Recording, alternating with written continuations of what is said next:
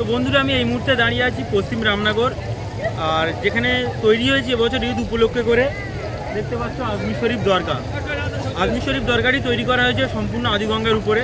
আর এখানে আসবে কিভাবে, এখানে আসতে গেলে শিয়ালদা থেকে যে কোনো একটি ট্রেন ধরে পড়ুন লক্ষ্মীকান্তপুর বা নামখানা লাইনে, আর নেমে পড়ুন কৃষ্ণমোহন স্টেশন, ওখান থেকে হেঁটে 10 মিনিট। তো আমি ভিতরে গিয়ে দেখাবো এর মধ্যে কি কি আছে আর কেমন কি ডেকোরেশন করেছে, এত মানুষের ভিড় কেন, আর বিস্তারিত সব কিছু কথা বলবো ভিডিওর মধ্যে। তো ভিডিওটি লাস্ট পর্যন্ত দেখো আর আমার সাথে আজমির শরীফ ঘোরাঘুরি করো। চলো। ভিতরে প্রবেশ করার জন্য ম্যাক্সিমাম 5000 মানুষ লাইনে দাঁড়িয়ে আছে। যদি সন্ধ্যার আগে আগে আসো ভালো দেখে বাড়ি ফিরতে পারবে, নইলে প্রচণ্ড ভিড় হবে। তো ওদিকে মেলা হচ্ছে, মেলাটাও আমি ঘুরিয়ে দেখাবো, তারপর আমি ভিতরের দিকে যাব আর গিয়ে দেখাবো। দেখতে পাচ্ছ এখানে মেলা হচ্ছে, আর মানে এক্সিট গেট দিয়ে বেরিয়ে সঙ্গে সঙ্গে সামনেই পড়বে মেলাটা। প্রচণ্ড ভিড় হচ্ছে। প্রথম ঢুকতে মুখে দেখতে পাচ্ছ এখানে একটা সেলফি জোন করা আছে।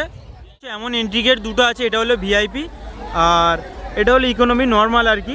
এটা দিয়ে এন্ট্রি করতে গেলে 10 টাকা পার হেড টিকিট, আর এটা দিয়ে এন্ট্রি করতে গেলে একটা ভিআইপি কার্ড দেওয়া হবে, এটা 5 জনের আর কি 100 টাকা। তো এটা একটা এন্ট্রি গেট, এটা একটা এন্ট্রি গেট দেখিয়ে দিলাম। আর এখন প্রায় অনেক রাত হতে চললো, লাইনটা একবার জাস্ট দেখে নাও। এই ব্রিজের উপর দিয়ে এমনভাবে লাইন এখনও অনেক দূর পর্যন্ত আছে ওদিকে। আর এই থিমটা তৈরি করতে কতটা ডিটেলিং ব্যবহার করেছে দেখুন। আজমির শরীফ যেমন পাহাড়ে ঘেরা আর কি চারিদিকটা, আজমির শরীফের মানে আশেপাশে হাজার হাজার কিলোমিটার পাহাড়ে ঘেরা সেম তেমন এখানে ডেকোরেশন করার চেষ্টা করেছে পশ্চিম রামনগর ক্লাব কর্তৃপক্ষ। আর উপরের মিনারটা তো আমার একদম সেম টু সেম মনে হচ্ছে, মানে এখানে এসে দেখলেই বুঝতে পারবে না ওটা আসলে আজমির শরীফের মিনার না, যে বাঁশে যে তৈরি করেছে আদিগঙ্গার উপর সেটা। আর এই সাইডেও দেখতে পাচ্ছ এই যে দূরে এগুলো পাহাড়ের মতো করার চেষ্টা করা হয়েছে, একদম খুব সুন্দর ডিটেলিং কাজ করেছে। এই যে ডেকোরেশনটা যারা করেছে একদম মানে খুব সুন্দর কাজ করেছে। অসংখ্য ধন্যবাদ পশ্চিম রামনগর ক্লাব কর্তৃপক্ষকে। আর এখনও লাইন দেখতে পাচ্ছ, প্রচণ্ড লাইন, দূরে কত দূরে দূরে মানুষের লাইনের ভিড় দেখতে পাচ্ছ।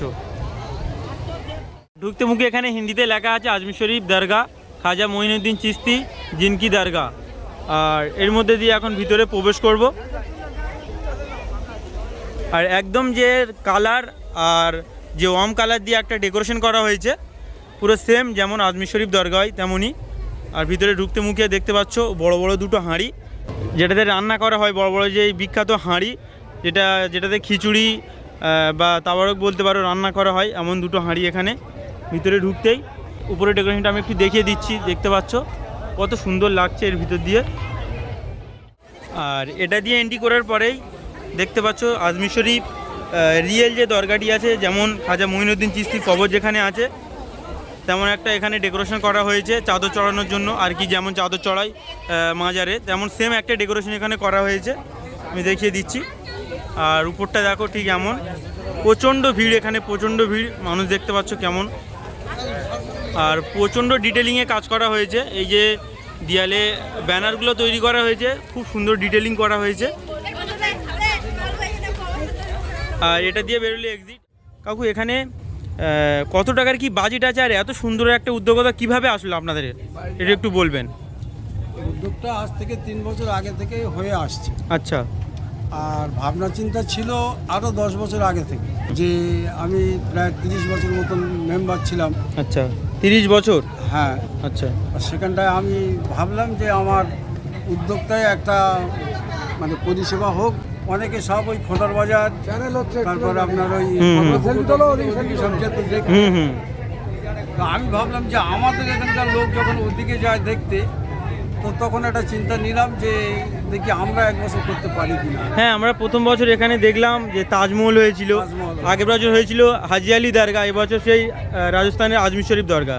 তো এখানে একটা চ্যালেঞ্জিং জিনিস যেটা দেখলাম, গঙ্গার উপরে জিনিসটা তৈরি করা হচ্ছে, মানে এটা একটা বড় চ্যালেঞ্জিং ব্যাপার। হ্যাঁ, এই চ্যালেঞ্জটা অনেক মানে ডেকোরেটর বা ওই শিল্পীরা এসেছিল, তারা এটা সাহস করে করতে পারেনি। আচ্ছা। তা মোটামুটি আমার একজন মানে রাজনীতি হিসেবে একজন লোক আমাকে বলে অমুক লোকের ধরো, মানে মানস শাহ। আচ্ছা। ফুলতলার বাড়ি। তা মানস শাহের কাছে গেলাম, গেলে উনি মানে প্রথম না করেছিল, তারপরে বললো যে আমার সঙ্গে ওরও পরিচিত ছিল। আচ্ছা। তো বললে দাদা তুমি যখন এসছো দেখুন আমি চেষ্টা করে দেখব। আর এত দর্শক এত পাবলিক আজকের এখানে এসছে, এই জাস্ট আপনাদেরই জন্য এখানে এসছে, এত সুন্দর একটা জিনিস মানুষের কাছে উপহার দেওয়ার জন্য। উপহার দেওয়ার জন্য মানুষের কাছ থেকে আমরা তো সব শুনছি একদম। যে এবছর কেমন লাগছে। হ্যাঁ, শুধু যে এবছর নয়, বিগত কয়েক বছর এত সুন্দর সুন্দর জিনিস উপহার দিচ্ছ আশেপাশের মানে মানুষদের ঈদের, তো খুব সুন্দর এটা। গত বছর যারা এসেছিল তারাও এবছর আসছে। একদম একদম। এবার আসলে তাদেরও জিজ্ঞেস করছি যে গত বছর তোমরা দেখেছো হুম। আর এবছর দেখছো, কোনটা এবছর কিরকম লাগলো? তো বললে গত বছর থেকে এবছর আরো ভালো লাগলো। আচ্ছা। তা এই তার জন্য মানে আমরা সত্যিকারের কথা খুব গর্বিত যে এই মানুষগুলো এসে আমাদের একটা প্রশংসা করছে। আর এই আদি গঙ্গার উপরে এটা একটা ভাইটাল জিনিস। হুম হুম এটা অনেকেই মানে এই আদি গঙ্গার উপরে কি করে হয় জিনিসটা, হুম। এটা অনেক চিন্তা ভাবনার ব্যাপার ছিল। ওই জন্য একদম, একদম। মানুষ এই এত ঢল